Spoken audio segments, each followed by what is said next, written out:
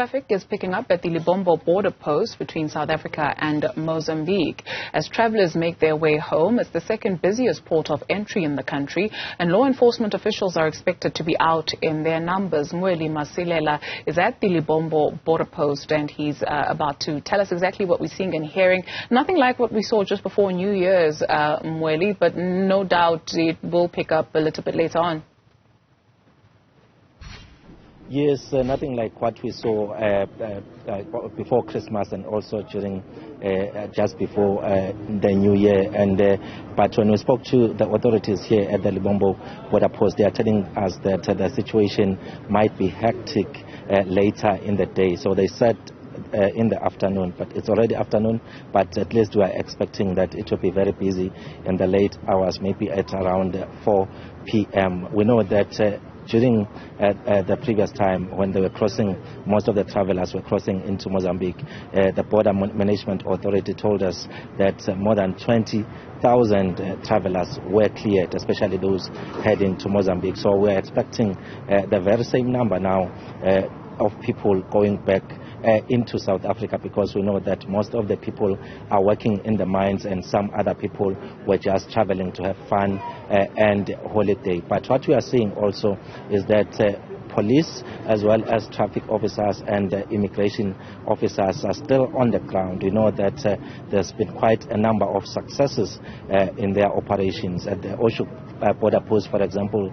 that's where some bakkies were recovered that were stolen in different parts of the country. Most of the time, police will tell you that it's Gauteng and some parts of Mpumalanga, including Delmas. There were also some vehicles that were recovered actually in the Kruger National Park. Police telling us that those people who were trying to smuggle those vehicles into Mozambique were trying to avoid the N4, which is one of the busiest routes in the province, going via the Kruger National Park, but then that's where they were caught inside the park. So as much as there is focus on traffic, there are those operations focusing on cross-border crime. And we know that already there are some vehicles on the ground that have been impounded, about 600 of them, because motorists couldn't actually comply in as far as the roadworthiness of those vehicles is concerned. So those are some of the things that are happening on the ground. But we know that there will also be a huge roadblock also on the N4, and we are told that the MEC for Public Works, Roads and Transport will be leading that particular operation. So we will be going there later to see as to what is happening. Are there any successes? Are there any people who have been found not to be complying, especially on the side of public transport? You mentioned the issue of cross-border crime. Typically, what does that entail and what does that look like?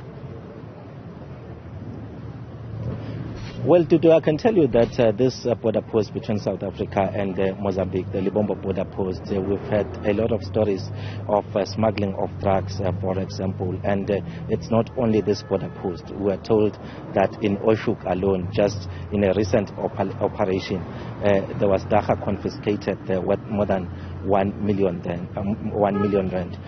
There are also stories of human trafficking that we have been told about at this border post, and quite a number of people arrested. The issue of vehicles being stolen most of the time from the South African side and then smuggled into Mozambique. That looks to be a war that authorities are not winning, because this is something that has been happening for quite some time now. In fact, it's not only on the Mpumalanga side. If you go to KwaZulu-Natal, in Manguzi, for example, those are some of the challenges that the authorities are facing there.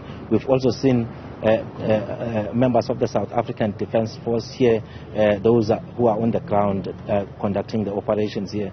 They've been actually catching or taking to task some people who are trying to cross illegally, especially from the South African side into Mozambique. And as people are going back now to their respective destinations, we're expecting that there will be some people now crossing from the Mozambican side into the South African side illegally. So those are long-standing matters.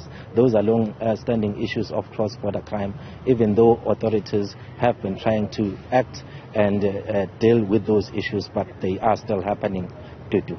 Indeed. Mweli Masilela, thank you very much for that update. We'll touch base with you a little bit later on.